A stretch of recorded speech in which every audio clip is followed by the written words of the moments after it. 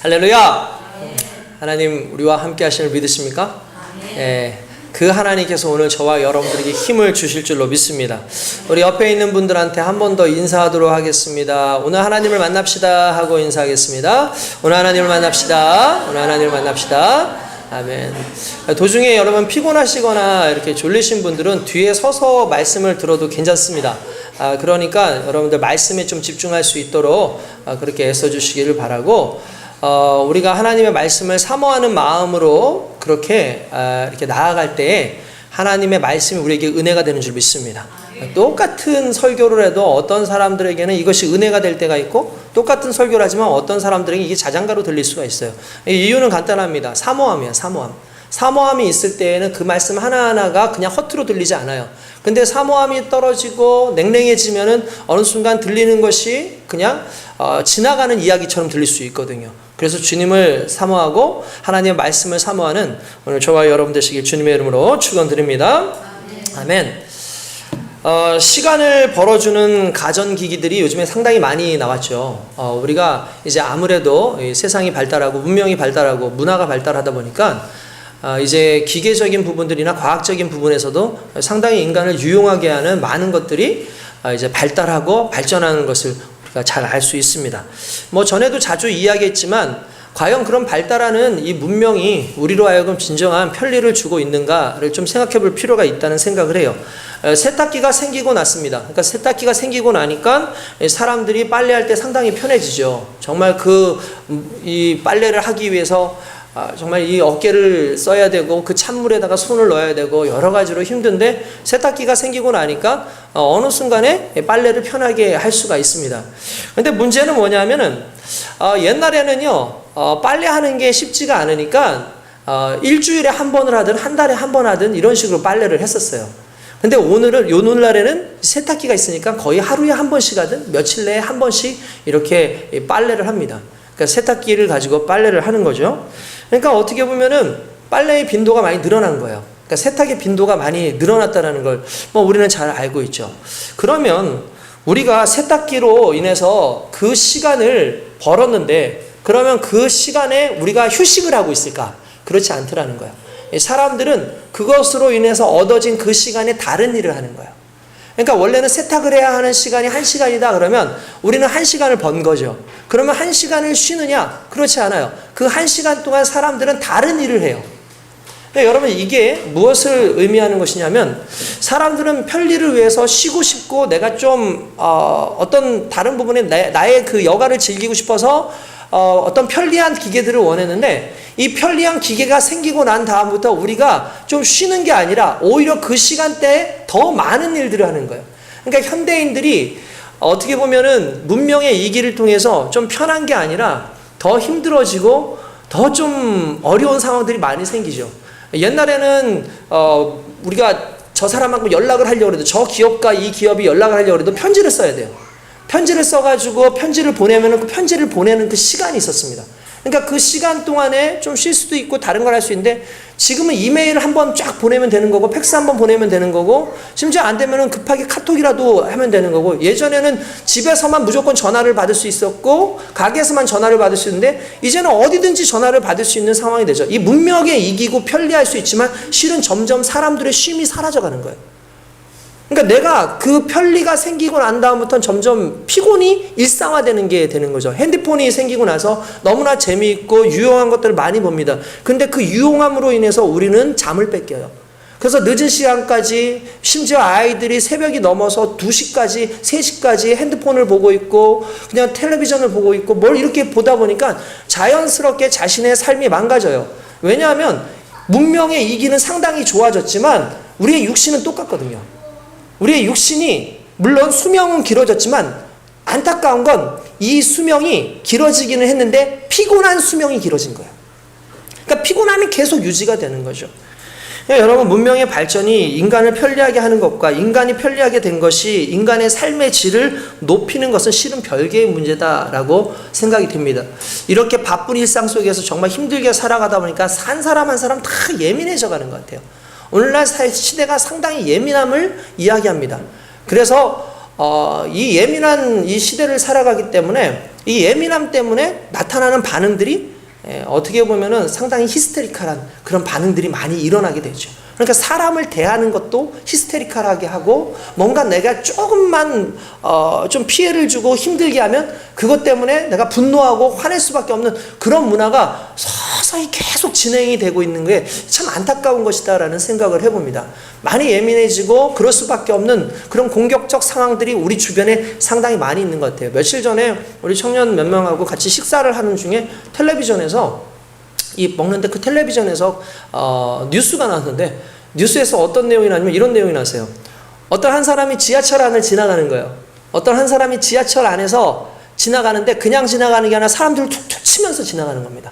그러니까 사람들이 그냥 흔히 말하는 물길을 터주듯이 이렇게 길을 딱 열어주잖아요.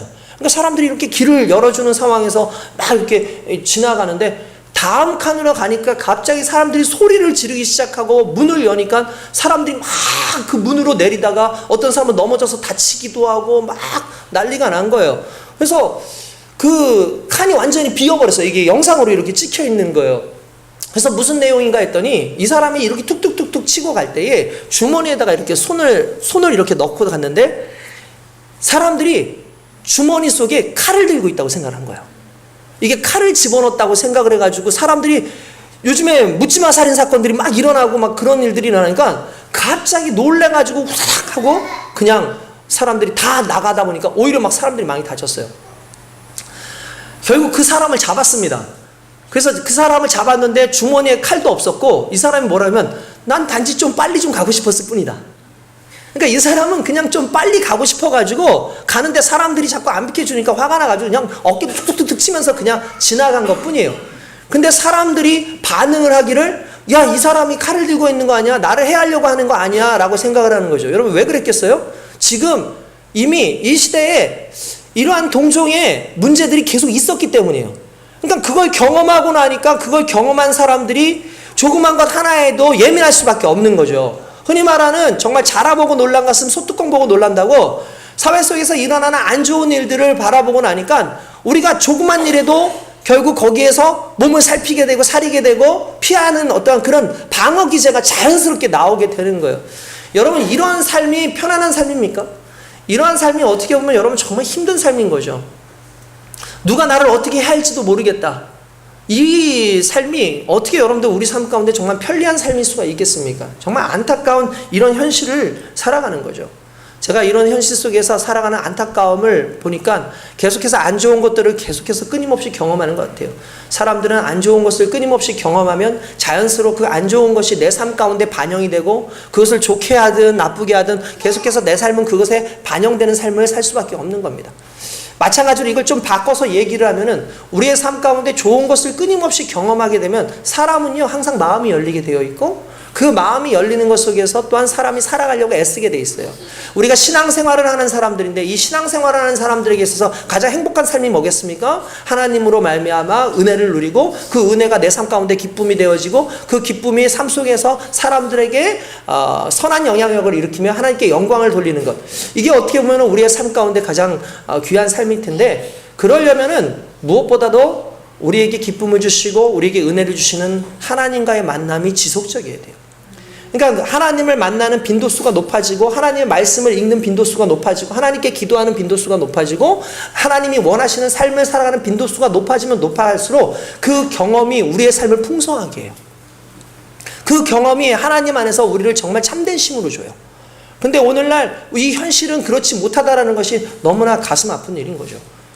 그래서 여러분들에게 원하기는 여러분들이 하나님을 많이 경험했으면 좋겠습니다. 사랑의 하나님, 나와 함께 하시는 하나님, 내 속에서 역사하시는 하나님, 내가 고난 가운데 있을지라도 그 고난 가운데서 나를 위로하시는 하나님, 내가 어떠한 상황 가운데서 나를 홀로 두지 아니하시고 나를 이끄시는 그 하나님을 경험하면 그 경험이 세상 가운데서 담대하게 하죠. 세상 가운데서 우리를 능히 모든 것을 감당하게 하는 힘을 갖게 하는 능력이 되는 줄 믿습니다. 그래서 여러분 현실의 문제 때문에 고민하지 마시고 이 현실의 문제를 이길 수 있는 방법은 이미 우리에게 함께 하시는 그 하나님을 더 깊이 경험하고 더 깊이 알아가고 그분의 말씀 속에서 저와 여러분들이 정말 살아갈 때에 여러분들의 삶이 문제를 뛰어넘는 하나님의 영광 속에서 살아가게 될 줄로 믿습니다. 오늘 저와 여러분들이 그렇게 살아가기 원합니다. 여러분, 그렇게 살아갈 때 우리의 정체성이 들어가는 거예요. 그렇게 살 때 우리가 하나님의 자녀로 살아가는 겁니다. 여러분, 그렇죠? 우리가 그렇게 살아갈 때 하나님의 자녀로 살아가는 거예요. 최근에 오펜하이머라고 하는 그런 영화가 개봉을 했습니다. 한 몇 달 전에 이미 개봉을 한 걸로 알고 있는데, 오펜하이머라고 하는 여러분 아세요? 혹시? 오펜하이머가 누군지는 아십니까? 예, 아시는 분들이 있어요. 특별히 물리학을 좋아하는, 아니면 물리학을 좋아하지 않아도 그냥 어떤 역사적 어떤 사건에 대해서 관심을 가지고 있는 사람만 해도 오펜하이머를 알아요. 이 사람이 이제 원자폭탄을 만든 사람이에요. 원자폭탄을. 그러니까 원자폭탄을 만든 이 오펜하이머가 그 만드는 모든 과정 속에서 과학적 어떤 그 관심을 가지고 막 만들다가 나중에는 이것이 인류애적인 부분이나 또는 여러 가지 부분에서 좀 고민하고 갈등할 수밖에 없는 그 영역으로 이렇게 가요. 그걸 누가 이제 영화로 만들었냐면 여러분도 아시겠지만 놀란 아이언 감독이라고 해서 그 인터스텔라를 만들었던 그 감독입니다. 이분이 그런 걸 참 잘 만들더라고요. 잘 해요. 그분이 한번 나와가지고 어떤 이렇게 인터뷰를 하는 거를 봤어요. 거기서 인터뷰를 할 때에 이렇게 물어봅니다.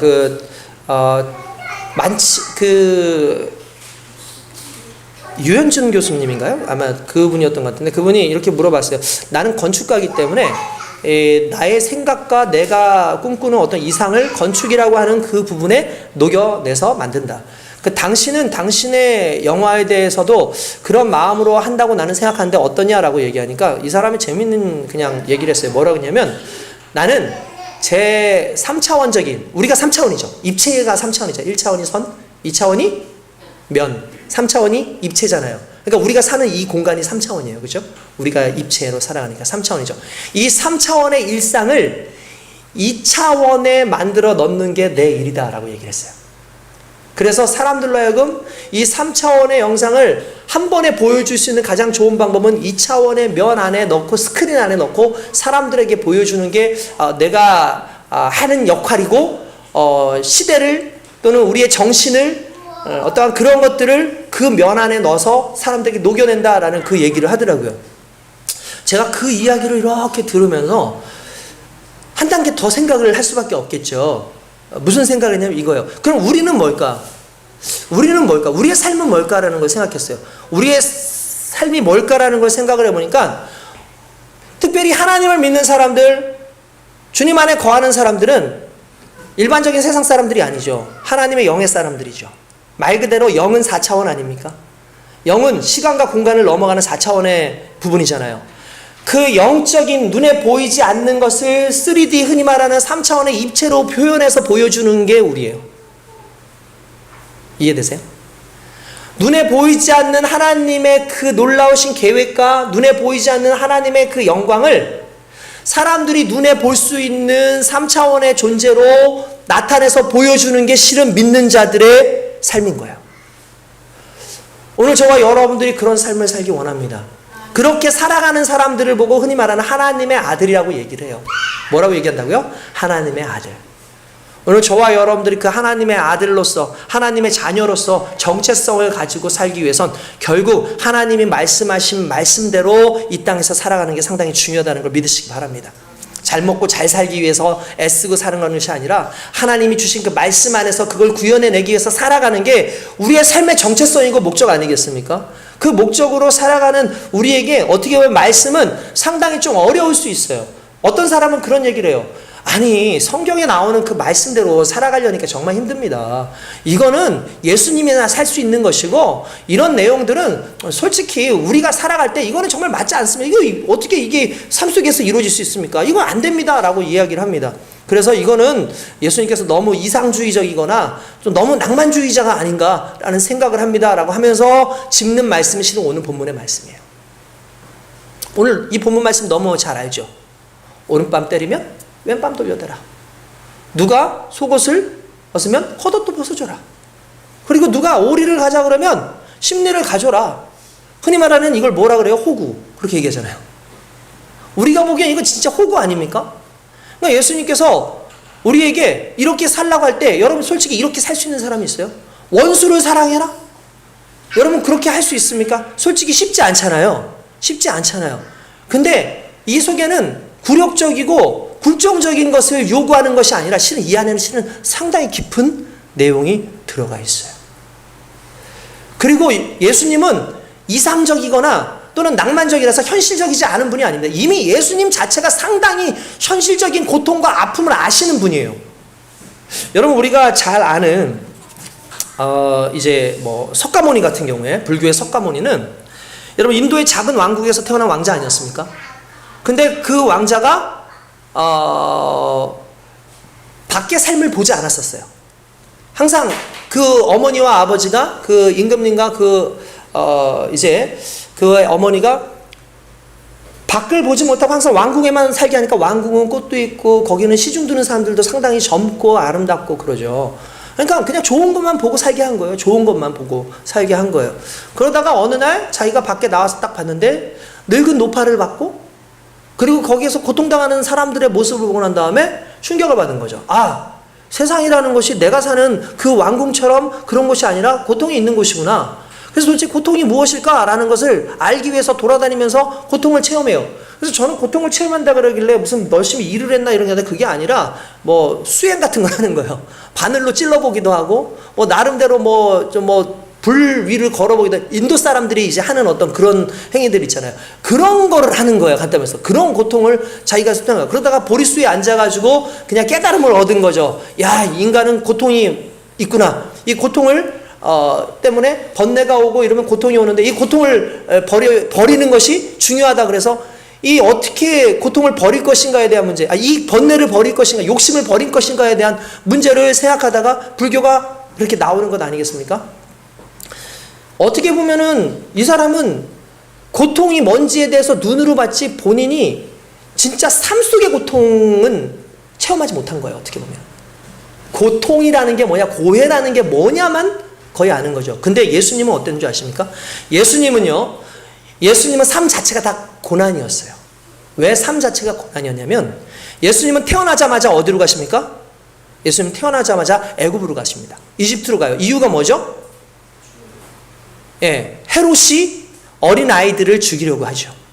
헤롯이 어린아이들을 죽이려고 하니까, 메시아인이라고 했던 그 동방박사들이 와서 말했던 그 어린아이들을 죽이려고 하니까 순간 천사가 나타나서 애굽으로 피하라 그러죠. 애굽으로 피하니까 중요한 건 자신들이 가지고 있던 모든 기반들이 다 무너지는 거 아니에요. 그리고 나서 시간이 지나고 난데 어디로 오냐면, 돌아오는데 머물 곳이 마땅치 않으니까 나사렛이라고 하는 동네로 갑니다. 여러분들 성경 읽으셨죠?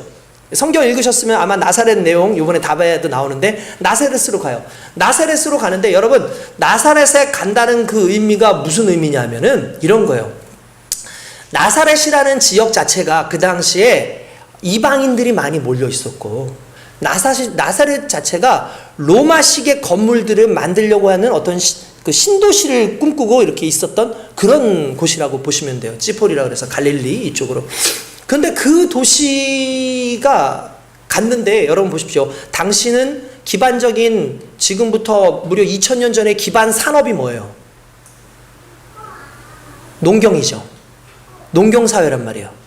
농경사회이기 때문에 우리나라도 농자 천하지대본이라 그래가지고 농사 짓는 걸 최고로 보지 않았습니까? 그러니까 농사 짓는 사람을 최고로 봤어요. 근데 마찬가지예요. 먹고 살려면 농사꾼이 있어야 돼요. 그러니까 농사꾼의 대우가 그래도 그나마 좋아요. 그런데 어떻게 보면 이 사람은요, 멀리서부터 온 난민과 같은 사람 아닙니까? 근데 와가지고 보니까 땅이 있어요? 땅이 없어요. 농사 못 짓습니다. 그래서 농사를 못 지으니까 소작농이라도 들어가 있는데, 이미 다른 사람들이 소작농으로서 다 부쳐먹고 살고 있기 때문에, 이 요셉이 바로 예수님의 육신의 아버지였던 요셉이 땅에 와가지고 할 수 있는 일이 뭐였을까요? 네, 간단하게 말해서 흔히 말하는 일용 노동자예요. 일용 노동자. 흔히 말하면 우리가 노가다 한다 그러잖아요. 일용 노동자예요. 그게 자기가 할 수 있는 유일한 일이었어요. 그러니까 그 당시에 마침 또 건축을 또 그쪽에 많이 한다고 하니까 나사렛으로 온 거죠. 야, 지금 뭐 신축 많이 한대. 그러니까 그쪽에 와가지고 일을 합니다. 그러니까 예수님도 자연스럽게 그 아버지를 따라가지고 같이 그 일을 하는 거예요. 그러니까 여러분들, 오늘날에도 제가 대학교 1학년 때 건축 노동자로 한번 한 일주일간 나가본 적이 있었어요. 나가본 적이 있어요. 여러분들 여기에 대부분 아시겠지만 그 거칩니다. 말도 막 해요. 조금만 쉬고 있으면 막 욕부터 해요. 젊은 놈이 저지 막 욕부터 하고 막 그러고, 심지어 어떤 경우에는 막 맞기도 하고 막 그러는 거예요. 근데 이게 2000년 전이니까 그 당시 인권을 생각해 보십시오. 인권적으로 봤을 때 예수님도 아마 마다가 엄청나게 맞았을 거예요. 그 요셉도 엄청나게 맞았을 거고, 엄청나게 피해가고, 돈도 별로 그렇게 크게 주지도 않고 적은 임금을 받으면서 어마어마하게 혹사를 당하는 그 현실적인 고난과 고통을 가지고 있는 분이기 때문에 예수님은 그렇게 낭만적이거나 이상적인 분이 아니에요. 그냥 말 그대로 그냥 현실의 문제가 뭔지, 현실의 문제 속에서 어떤 고난이 있는지를 아시는 분인데, 그런 예수님이 이렇게 이야기를 하니까 사람들이 낭만적이다, 이상적이다라고 하는데, 그게 아니라 실은 이 속에는 어마어마한 영적 지혜와 은혜가 들어있는 줄 믿습니다. 제가 이 말씀을, 오늘의 말씀을 여러분들하고 하면서 실은 이 말씀은 제가 최근에 어떤 그 교수님의 강의를 좀 듣다가 인사이트를 얻었어요. 그래서 그분의 말씀이 너무 좋더라고요. 그래서 평소에 예전에 배워서 알고 있는 바지만 그래도 그것을 조금 더 깊이 강의하시는 걸 보고 너무 좋았어요. 연세대 이제 김학철 교수라고, 최근에 이제 기독교계에서 떠오르고 있는 그런 지성으로 그렇게 떠오르는 분이에요. 그러니까 이분도 그 월터 윙크라고 하는 분의 그 책을 읽고 난 다음에 그걸 이제 인용을 해가지고 이 이야기를 해서, 제가 그걸 좀 중심으로 해가지고 오늘 좀 이 이야기를 좀 했으면 좋겠다. 정말 하나님의 아들로 살아간다는 게 뭘까? 하나님의 백성으로 살아가는 게 뭘까? 그러니까 그건 단순히 이상적인 삶을 사는 게 아니고 낭만적인 삶을 사는 게 아니라 그 속에 있는 우리의 존엄성, 하나님께서 정말 하나님의 형상대로 만드신 우리의 존엄성을 어떻게 지켜가고 우리가 하나님의 백성으로 어떻게 살아갈 수 있는가, 차원 다른 인생을 어떻게 살 수 있는가에 대한 부분인 거예요. 자, 우리 말씀 한번 잠깐 보면서 보도록 하겠습니다. 자, 38절 한번 같이 읽읍시다. 시작. 또 눈은 눈으로, 이는 이로 갚으라 하였다는 것을 너희가 들었으나. 자, 여러분 이런 얘기 들어보셨죠? 눈은 눈으로, 이는 이로. 여러분 들어오셨죠? 이거 원래 구약 성경의 모세의 율법에도 나오는 내용입니다. 그래서 모세가 눈에는 눈으로, 이에는 이로. 누가 내 눈 때리면 너도 눈 한 대 때려. 누가 내 이빨을 딱 부러뜨리면 정확하게 정을 가져가서 그 이빨만 똑 쳐가지고 떨어뜨려요. 그러니까 여러분 이게 어떻게 보면은 눈에는 눈, 이에는 이. 실은 이게 그 모세 시대 때만 있었던 게 아니라 함무라비 법전이라 그래서 수메르 시대에도 함무라비 법전에 보면 눈에는 눈으로, 이에는 이로라는 말이 있어요. 이거를 흔히 말하는 동태복수법 또는 동해보복법이라고도 이야기를 합니다. 그러니까 같은 방법으로 해라. 그러면 여러분들 이 정도 딱 되면은 우리가 보기에 참 너무하다 라는 생각이 들 수 있죠. 이게 기독교의 사랑과 좀 다른 것 같아, 느낌에. 그죠? 눈을 때렸으면 한번 봐주면 될 텐데, 그게 아니라 눈을 때렸으면 눈을 때려가지고 실명을 시켜라. 팔을 부러뜨리면 그 사람도 팔을 부러뜨려라. 손가락을 잘랐으면 그 사람 데려다 놓고 손가락 잘라. 좀 잔인해 보이잖아요. 좀 과해 보이잖아요. 그죠? 근데 함무라비 법전에 나왔던 동태복수법이, 그리고 모세의 율법에 나오는 동태복수법이 실은 그 의미가 달라요. 왜 의미가 다르냐면, 함무라비 법전에 나오는 눈에는 눈으로, 이에는 이로라는 그 말은 말 그대로 저 사람이 이빨을 부러뜨렸어? 그럼 너도 같은 방식으로 이빨을 부러뜨려. 그게 공평해 라고 얘기하는 거예요. 그죠? 근데 구약 성경에 나오는 모세의 율법 속에서 눈은 눈으로, 이는 이로라는 말은 이런 거예요. 그 이상은 안 돼. 그 이상은 안 돼. 네가 만약에 눈이 다쳤지? 그러면 눈 다치는 그 부분을 눈 해하는 것까지밖에 안 돼. 그 이상은 안 돼라고 얘기하는 거예요. 실은 이 말은요, 어마어마하게 인간을 꿰뚫으시는 하나님께서 하신 말씀인 거예요. 인간은요, 얼마나 이 악한지, 여러분 솔직히 여러분들 뺨 한 대 맞으면 남 뺨 한 대 때리는 걸로 끝나요? 뺨 10대 안 때려요? 누가 하나 괴롭히잖아요. 그러면 그걸로 두지 않죠. 여러분 보세요. 그 TV에서 나오는 악당들 한번 보십시오. 막 우리를 막 괴롭히잖아요. 근데 정의로운 사람은 그냥 죽여버려요. 여러분 이게 우리의 모습이에요. 근데 성경에는 그렇게 하지 말라 그래요. 딱 그렇게 했으면 딱 그 부분까지만이야. 그 이상을 넘어가지 말라는 거죠. 인권을 존중하는 거예요. 우리가 잘 아는 성경에 노아라고 있습니다. 가인이 있습니다. 여러분 가인 아시죠? 아담에게서 두 아들이 있었죠. 가인과 아벨. 근데 가인이 아벨을 죽였어요. 그리고 나서 두려웠어요. 그게 발각이 나서. 그러니까 가인이 뭐라고 하냐면, 내가 이제 어디든 가든 모든 사람들이 날 죽이려고 할 거다. 내가 이렇게 했기 때문에 사람들이 날 죽이려고 할 거다. 그때 하나님께서는 가해자지만 그래도 그를 보호하시죠. 그래서 아니다. 네가 비록 죄는 졌지만 너를 해하는 자는 내가 7배로 갚겠다라고 얘기를 하세요. 그런데 그의 자녀들 가운데서 아래로 내려가니까 라멕이라고 하는 사람이 나옵니다. 이게 점점 악한 행동은요, 점점 유전적으로 뿐만 아니라 점점 그 수가 커져가요. 그러다 보니까 라멕은 이렇게 얘기합니다. 라멕은 이렇게 얘기해요. 라멕이 무슨 죄를 지냐면 사람을 죽였어요. 근데 그 사람에게 와이프가 둘이 있었어요. 둘을 불러놓고 이렇게 얘기합니다. 어떤 한 소년이 나에게 창상을 냈다. 그러니까 상처를 냈다는 거예요. 나에게 창상을 냈으므로 내가 그를 죽였다라고 얘기해요. 그러니까 여러분 이게 무슨 말이에요? 얘는 나한테 그냥 한 대 치고 나한테 상처를 줄 건데 나는 얘를 죽인 거예요. 그러면서 강하게 뭐라 하냐면 가인은 7배라고 했는데 누구든지 나를 해하면 70배다라고 얘기를 해요. 그러니까 자기 스스로 면죄부를 줘. 그리고 자기 스스로 사람에게 상처를 준 걸 자기는 더 큰 죽음으로 보복을 하는 거예요. 이게 인간의 속성이에요.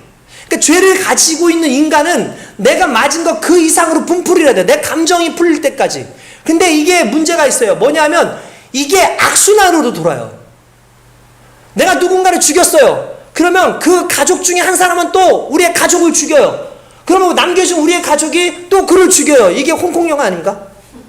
쿵푸. 그잖아. 걔네들 아버지 원수를 갚겠다 해가지고 원수 막 갚잖아요. 그러면 얘 이 중에서 남은 사람이 나도 우리 아버지 원수를 갚다. 얘 막 죽이잖아요. 맨날 죽이고. 이게 원수. 이게 보복의 끝이 없어. 계속 돌아가는 거야. 그냥 아예 한 집안이 멸절이 돼야 그게 끝나요. 여러분, 이게 악한 심성을 가지고 있는 오늘날 우리의 삶인 거예요. 그래서 동해보복복은 다른 말로 하면 거기까지야. 그 이상 가지 마. 너의 감정을 절제해. 너희가 할 수 있는 그 이상의 것을 하지 마라고 하면서 우리에게 주신 하나의 윤리였어요. 그런데 여기에 예수님께서 한 단계를 더 나가세요. 야, 너희는 악한 사람을 대적하지 말아라 라고 얘기합니다. 이 말은 좀 달리 얘기하면 어떤 거냐면 그가 하는 방식으로 그렇게 하지 마라는 말이에요. 왜 그럴까요? 그냥 간단해요. 우린 차원이 다른 존재예요. 우리는 그들과 같지 않아요. 우리는 그들과 똑같은 방식으로 삶을 사는 사람이 아니라는 걸 의미하는 거예요. 그럼 여기에서 그러면은 억울하게 얻어맞고 터져가지고 그러라는 뜻이냐? 그게 아닌 거예요. 자, 그 다음 거 한번 보도록 합시다. 자, 우리 39절 한번 보면은 누구든지부터 시작. 누구든지 내 오른편 뺨을 치거든 왼편도 돌려대며 라고 합니다. 여러분, 이거 여러분들 아무런 생각 없이 보시죠. 항상. 누가 내 오른팔 때리면 자 왼편도 때려. 그러니까 하나님께서는 나한테 억울한 일이 생기면은 야 그냥 더 이렇게 해. 그게 사랑이야 라고 얘기하는 거라고 생각하잖아요. 실은 그런 뜻이 아니에요. 여러분 이게 무슨 뜻이냐면 이스라엘도 그렇고 고대 문명사회는요 오른손 문화예요. 아시죠? 왼손은 저급한 걸로 봅니다. 그래서 왼손으로는 사람을 터치하지 않아요. 왼손으로는 오히려 자기 대변을 닦는다든지 그래서 물에 씻는다든지 이런 행동을 해요. 밥을 먹을 때도 오른손을 써요. 그래서 가끔씩 성경에 그 사람은 왼손잡이였다. 그 사람은 왼손잡이였다. 그러면 당시에 이 사람은 좀 불량하거나 사람들로 하여금 좀 무시받는 그런 사람이었던 거예요. 그러니까 왼손 문화가 아니라 항상 오른손의 문화였던 거죠. 자, 한번 여러분도 한번 써보겠습니다. 여기 보면은 어떤 뺨을 때려요? 어떤 뺨을 때렸어요? 오른쪽 뺨을 때렸어요. 자, 여러분 오른쪽 뺨이 어디 있어요? 나를 마주보고 있는 사람의 오른뺨을 때리려면 내가 어떻게 때려야 돼요? 왼손으로 때려야 돼요. 근데 왼손으로 때릴까요? 안 때려요. 그럼 오른손으로 때려야 돼요. 그럼 오른손으로 그런데 그 오른손으로 오른뺨을 때리려는 방법은 하나예요. 손등으로 때리는 거예요. 그죠? 손등으로 때리는 거예요. 근데 여러분 이게 의미가 있어요. 왜 그러냐면 당시에 손등으로 때리는 건 상당히 모욕적인 행동입니다. 근데 이 모욕적인 행동은 인간 이하의 취급을 하는 거예요. 당시에 손등으로 때릴 수 있는 건 같은 계급이나 같은 동종의 사람들은 손등으로 때릴 수가 없어요. 그런데 누가 손등으로 때릴 수 있냐면 고관대작이 자기 종에게, 하인에게 막 임금이 자기 신하에게, 아마 여러분 영화 보셨던 분들은 이런 거 볼 수도 있을 텐데, 뺨을 딱 때리면서 네 분수를 알아야지 그러면 이때 어떻게 할까요? 머리를 숙이고 죄송합니다 하고 뒤로 물러가요. 왜냐하면 윗사람이 아랫사람을 뺨으로 이렇게 때렸기 때문에 가능한 거예요. 그런데 만약에 똑같은 위치에 있는 사람이 이 등으로 때리잖아요. 그러면 랍비 문헌에 이렇게 나와요. 손바닥으로 사람을 때린 사람은 벌금이 4전인데 손등으로 때린 사람은 벌금이 400전이에요. 이게 얼마나 이게 과중한 벌인지 아시죠? 왜냐하면 이 손등으로 때린다는 건 그만큼 그 사람을 얕잡아보고 상당히 아래로 보는 거예요. 그러면 우리가 생각하기에 오른편 이걸로 맞았다고 생각하잖아요. 만약에 우리가 똑같은 사람이 그렇게 때렸어요. 그럼 나는 맞고 난 다음에 뒤로 물러나면 나는 그 사람 아래에 있는 거잖아요. 그죠? 그때 예수님 이렇게 얘기합니다. 네 왼뺨도 돌려때라. 무슨 말이냐면 나는 너한테 이쪽을 맞을 사람이 아니라 때릴 거면 이쪽을 때리라는 거죠. 무엇을 의미하는 겁니까? 나의 존엄한 인권을 무시하지 말라는 거예요. 내 존엄한 인권이 너보다 아래에 있지 않아 라는 뜻을 의미하는 거예요. 내가 맞는 건 안 좋지만 그러나 네가 나를 오른편으로 때릴 만큼 내가 그렇게 내 인권이 존엄하지 않은 존재가 아니야. 나는 상당히 존엄한 존재. 왜냐하면 하나님께서 나를 만드셨고 나는 너와 동일한 인생이기 때문에 나는 너에게 무시당할 존재가 아니야 라고 하면서 오히려 왼밤을 갖다 댄 거예요. 이 이야기를 예수님이 하셨을 때 여기서 그분은 그 얘기 하시더라고요. 이 강의하셨던 분이 뭐라고 했냐면 아마 그렇게 했을 때 청중들이 다 웃었을 거라고. 깔깔깔깔깔 거리면서. 이게 무슨 뜻인지 아니까. 오른밤을 때렸어? 이렇게? 맞았어? 근데 왼밤을 갖다 대. 그럼 사람들이 웃는 거죠. 그 당시에 그게 하나 유머인 거죠. 근데 그 속에 담겨져 있는 건 우리가 존엄한 존재라는 거예요. 하나님은 우리를 존엄한 존재로 만드신 거예요. 그러니까 오른밤을 이렇게 때렸을 때 너희가 낫지 않다. 왼뺨을 돌려뗄 수 있는 너희의 인권이 하나님께서 만드신 존엄이 있다라는 걸 보여주라는 거죠. 하나님 우리를 그렇게 말씀하셨어요. 여러분들 함부로 사람들을 우습게 보지 마십시오. 우리는요 맞을 짓을 해서 맞았다라는 말을 종종 써요. 가해자들이 하는 말입니다. 때려요. 왜 때렸냐? 맞을 짓을 했어요. 여러분 그게 얼마나 악한 말인 줄 아십니까? 세상에 맞을 짓이 존재합니까? 맞을 짓, 정말 맞을 짓이라는 게 존재합니까? 우리의 몸은 하나님께서 만드셨죠. 우리의 행위가 잘못되어서 처벌받을 수는 있지만 누군가에게 맞을 짓이라고 하는 것은 그 가해자의 논리지 내 인권은 맞을 짓이 아닌 거예요.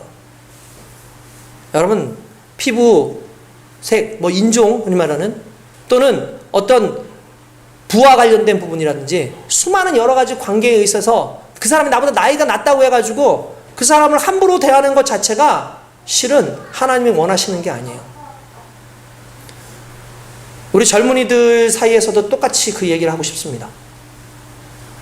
우리가 누군가를 차별하는 그 순간에 누군가에 대해서 낮잡아보는 그 순간에 우리는 그 사람의 인격을 하나님이 만드신 인격으로 보지 않는 거예요. 그 존엄이라는 게 그런 거예요. 근데 이 떳떳함이 있어요. 그런가 하면 피해자들은 어떤 의식이 있는지 아십니까? 피해자들은 맞잖아요? 그러면 놀랍게도 자주 맞는 사람들의 특징이 뭔지 아십니까? 그 문제가 내게 있기 때문에 맞았다고 생각해요. 그러면 어떻게 되죠? 자존감이 떨어지죠. 그리고 그걸 내면화해요. 그러면 자존감이 바닥을 치고 있고 자기네 인권이나 이런 것에 대해서 누가 짓밟아도 아무렇지 못한 거예요. 여러분 누군가 때리잖아요. 왜 때리십니까? 라고 물어봐야 돼요. 우리 옛날에 과거에는요 선배들이 때리면 아무 소리 못하고 그냥 머리 흔들면서 웃었어요. 선생님이 때리면 씩 하고 웃었어요. 그때 그런 얘기 한번 해보셨습니까? 왜 때리십니까?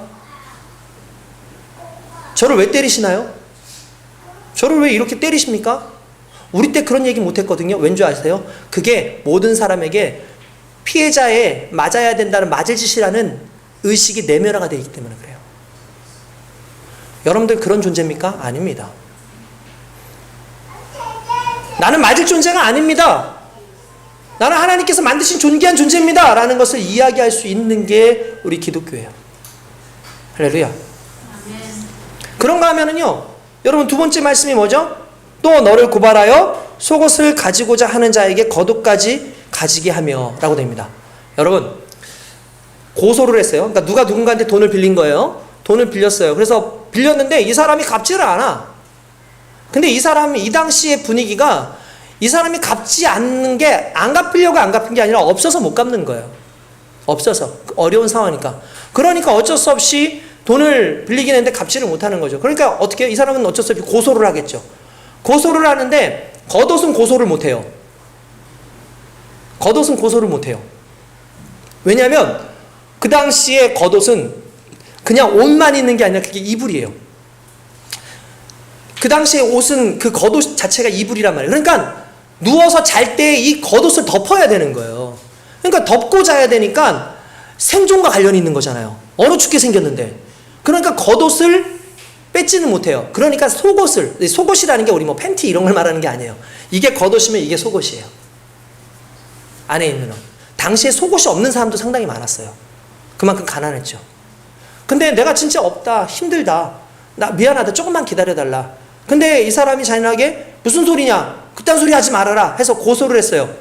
그래서 속옷을 뺏어가요. 그러면 겉옷까지 벗어주래요. 겉옷까지 벗어주라는 거예요. 그리고 걸어가라는 거예요. 여러분, 이 옷을 다 벗고 걸어갈 때 누가 보겠습니까? 우물가에 물 길러 온 여인들도 봤을 거고 모든 사람들이 보죠. 아, 저 사람 왜 저렇게 벗고 다녀? 누가 고소를 해가지고 속옷 했는데 그냥 겉옷까지 이렇게 뺏겼대 라고 얘기를 해요. 그러면 과연 사람들이 누구를 욕하겠는가? 여러분, 이 상황에서 사람들이 누구를 욕하냐는 거죠. 뺏은 사람을 욕한다는 거죠. 솔직히 이 이야기를 겉옷 조모래 하는 순간 사람들이 깔깔깔 웃었을 거예요. 그 상황이 상상이 되니까.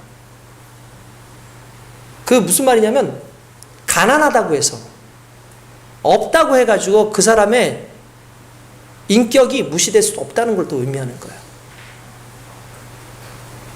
자, 세 번째로 같이 읽어봅시다. 시작.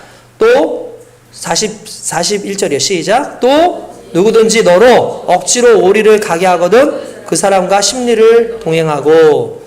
자, 여러분, 이 얘기하면은 좀 희한하지 않아요? 이게 도대체 무슨 말인가? 그러니까 제가 옛날에 그랬어요. 우리 친구가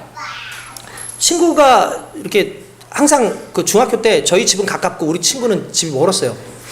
제가 이렇게 같이 가면은 우리 집에서 난 들어가려고 하면 그 친구가, 야, 예수님 말씀 몰라? 야, 오리를 가면은 심리를 가져라는데 너 나를 위해서 그거 못 가냐? 같이 가자 그러면 가는 거예요. 그리고 지는 안 돌아와. 아, 이게 억울하잖아. 아무튼. 야, 이게 무슨 말인가? 난 그래서 항상 이게 옛날에는 이게 무슨 말이야? 신학을 하기 전에. 무슨 말인지 몰랐어요. 근데 실은 이게 이런 뜻이에요. 이거는 그냥 단순하게 사람들 사이에서, 친구들 사이에서 하는 말이 아니라 당시엔 로마 시대잖아요. 로마가 나라를 다스리고 있던 그 식민시대란 말이에요. 그래서 로마 군인들이 길을 가다가 자기의 짐이 많아요. 짐도 이게 한 25kg, 막 30kg 돼요. 군장 자체가. 그런데다가 거기에다가 공용 물품까지 가지고 가면은 이게 상당히 무게가 많이 나가죠. 그러면 어떤 법이 있었냐면은 지나가다가 아무나 징발을 해요. 너 일로 와. 이 짐 좀 들어. 그런데 로마 군법이 엄청나게 셉니다. 뭐라고 얘기냐면 너 이거 들고 나 저기까지 옮겨줘. 그런데 갈 수 있는 거리가 오리예요. 만약에 오리를 넘어가지고 이 사람을 일을 시키잖아요. 로마 군법에 의해서 이 사람은 상당히 큰 어떤 벌을 받습니다. 그러니까 이런 거죠. 누군가가 야, 이거 메고 가. 오리를 가요. 오리를 가서 내려놔. 그러는데 아, 저 괜찮아요. 저 힘 셉니다. 괜찮습니다. 그러고 가주라는 거예요. 그냥. 이게 순간 이 로마 군인이 얼마나 당황스럽겠어요. 당황스럽겠어요. 이거예요. 이게 무슨 말입니까? 권력이 없는 사람. 어쩔 수 없이 끌려가는 사람. 근데 그 사람의 그 재치를 이야기하는 거예요. 결국 여기에 세 가지가 얘기하는 게 뭡니까? 인간의 존엄성인 거죠. 우리의 존엄성에 대해서 이야기하는 거예요. 그리고 그냥 갈 때에 그냥 가줘. 가져버려. 그게 무엇을 의미하는 거죠? 그게 우리만의 다른 복수법이에요. 우리만의 다른 보복법. 여러분, 예수님을 믿는 사람들의 보복법은 세상의 보복법과 다릅니다. 여러분, 이게 우리에게 너무나 중요한 거예요. 그 다음에도 보면은 내게 구하는 자에게 주며 내게 꾸고자 하는 자에게 거절하지 마라. 이건 반대적인 영향에서 보는 거예요. 그의 인권을 존중해줘라. 그의 인권을 사랑해줘라. 또 이걸 또 듣고 나서 어떤 사람들은 이용해 먹죠. 이거 봐라, 빌려주라 그러는데 왜 안 빌려주냐? 꺼달라는데 왜 안 꺼주냐? 여기서는요, 뭐 자기 사치를 위해서, 놀기 위해서 또는 뭘 위해서 그렇게 빌리는 게 아니고요. 생존을 위해서. 내가 생존을, 이거 안 먹으면 죽겠다라고 하는 상황에서는 그 사람의 생명을 신경 써주라는 거예요. 그러니까 우리 예수 믿는 사람들의 특징은 생명법이에요. 우리의 존재는 생명과 관련된 거예요.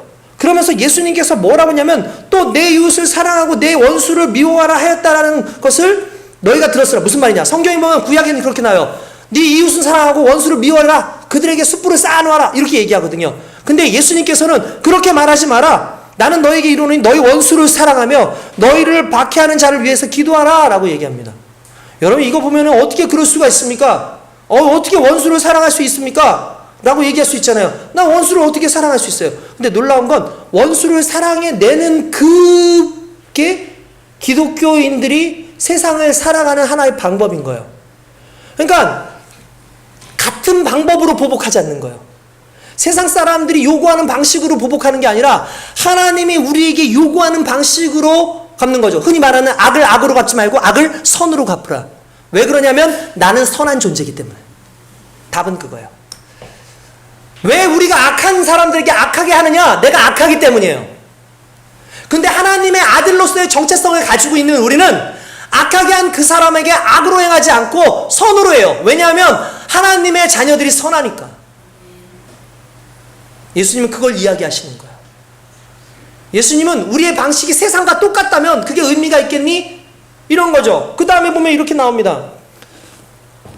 이같이 한즉, 일단 밑에 부분도 먼저 볼게요. 46절에 너희가 너희를 사랑하는 자를 사랑하면 무슨 상이 있어요? 세일도 이같이 하느니라. 무슨 말이냐면 악한 사람들도 자기끼리는 자기 가족은 사랑한다. 그러니까 자기가 사랑하고 싶은 사람 사랑하는 걸 사랑이라 말하지 말라는 거예요. 너희가 형제에게 무난하고 너희에게 그냥 형제에게만 무난하고 형제에만 잘 섬기면 예수 믿는 사람들이 다 예수 안 믿는 사람과 다른 게 뭐냐 이거죠. 그러니까 우리의 정체성이 선함으로 드러나지 않으면 안 된다는 걸 의미하는 거예요. 여러분, 우리 사이 안에서도 이미 우리는 너무나 원수 지고 살아가고 있고, 우리는 가족에서도 원수를 지고 살고 있고, 우리의 주변에서도 원수 지고 살아가고 있잖아요. 저도 그래요, 저도. 근데 하나님은 우리의 존재가 선한 존재라는 걸 끊임없이 이야기하고 계시는 거죠. 그러면서 45절에 왜 그런 줄 아느냐 이렇게 얘기해요. 하늘에서 계신 분은 너희 아버지의 하늘에 계신 너희 아버지의 아들들이 되리니 이같이 한즉 이는 하나님이 그 해를 악인과 선인에게 비추시며 비를 의로운 자와 불의한 자에게 내려주심이라. 여러분, 이게 무슨 말일까요? 이런 겁니다. 하나님께서는요 선한 사람들한테만 비를 내려주지 않아요. 동시에 악한 사람에게도 비를 내려줘요. 하나님 어떻게 그럴 수가 있습니까? 저 사람이 나쁜 사람인데 어떻게 저 사람이 잘 될 수가 있습니까? 이건 나하고의 문제죠. 실은 하나님 보시기엔 선한 사람이든 악한 사람이든 다 죄인이에요. 구원받을 하나님의 사람들이에요. 근데 적어도 예수 믿는 우리는 우리의 삶이 선이 드러나야 된다는 거죠. 여러분, 이 말씀에 대해서 성경에 보니까 이런 말씀이 나옵니다. 성경에 보면은 로마서 5장에 이런 말이 나와요. 로마서 5장에 의인을 위하여 죽는 자가 쉽지 않고 선인을 위하여 용감히 죽는 자가 혹 있거니와. 그러니까 여러분, 의로운 사람을 대신해서 죽는 자는 별로 없어요. 의로운 사람들을 위해서. 왜냐하면 겁나니까. 근데 착한 사람들을 위해서 용감하게 죽는 사람들이 가끔 있죠. 뭐냐면은 여러분들 그런 거 있잖아요. 이 사람 착한 사람인데 왜 건드려? 건들지 마! 그렇게 하고 차라리 그럼 날 때려! 이렇게 하는 사람들 있잖아요. 그렇죠? 착한 사람. 근데 놀라운 건 죄인을 위해서 대신 맞는 사람 있어요? 악한 사람을 위해서 대신 벌 받는 사람 봤어요? 없죠. 근데 우리 예수님이 그랬어요. 8절에 우리가 아직 죄인 되었을 때에 예수께서 우리를 위하여 죽으심으로 하나님께서 우리에 대한 자기의 사랑을 확증하셨느니라. 이게 예수님의 마음이에요. 의인을 위해서도 죽지 않고 선인을 위해서도 죽는 자가 적은데 죄인을 위해서 죽는다고 우리의 생각은 있을 수 없는 거잖아요. 오히려 보복해야지. 근데 하나님은 죄인을 위해서 죽어요. 왜 원수를 사랑하라 그랬는지 아십니까? 왜 원수를 사랑하라는지 아십니까? 10절 로마서 5장 10절 한번 볼게요. 로마서 5장 10절. 있으신 분들은 찾으시고 없으신 분들은 제가 읽겠습니다. 이렇게 나옵니다. 곧 우리가 원수 되었을 때에 뭐라고요? 우리가 원수 되었을 때에 그의 아들이 죽으심으로 말미암아 하나님과 화목하게 되었은즉 화목하게 된 자로서 더욱 그의 살아나심으로 말미암아 구원을 받은 것입니다. 할렐루야. 무슨 말이냐면 이런 거, 너희가 왜 원수를 미워하면 안 되는 줄 아니? 실은 너희가 하나님의 원수였어. 너희가 하나님의 원수였어. 근데 하나님이 너희를 사랑하셨잖아. 너희를 구원하셨잖아. 그럼 너희가 하나님의 사람이라면 그 원수를 위해서 기도해. 그 원수를 위해서 사랑해. 이건 낭만적이고 이상적인 내용이 아니라 정체성의 문제라는 거예요. 오늘 세상을 살아가는 저와 여러분들이 이 정체성 안에 있기를 원합니다. 분노하고 폭력을 사용해야 되고, 내가 맞았으면 2대를 더 때려야 되고 3대를 더 때려야 되고, 내가 억울하면 그 억울한 거를 반드시 해쳐야지 내 진짜 마음이 후련해지는, 흔히 요즘 영화나 드라마에서 악한 사람들 징벌하면 어우 사이다다라고 말하는, 그게 팽배하면 팽배할수록 계속 반복되어지는 그 보복과 반복되어지는 그 분노와 반복되어지는 게 계속 반복되는 거예요. 끝이 없어요. 근데 하나님은 그걸 끊는 거죠. 뭘로? 선으로. 반복되어지는 것을 선이라고 하는, 거룩함이라고 하는 하나님의 자녀라는 것으로 마무리 짓는 거죠. 오늘 그것이 저와 여러분들의 삶이 되어야 될 줄 믿습니다. 조금씩 그렇게 살아가면서. 오늘 어떻게 보면 설교가 좀 어려울지 모르겠어요. 그러나 이 설교의 내용은 너무나 귀하고 소중합니다. 나의 정체성, 하나님의 아들로서 살아가는 것, 그건 세상의 방법이 아니라 하나님이 우리를 사랑하는 방식으로 그렇게 살아가는 저와 여러분 되시길 주님의 이름으로 축원드립니다. 기도하겠습니다.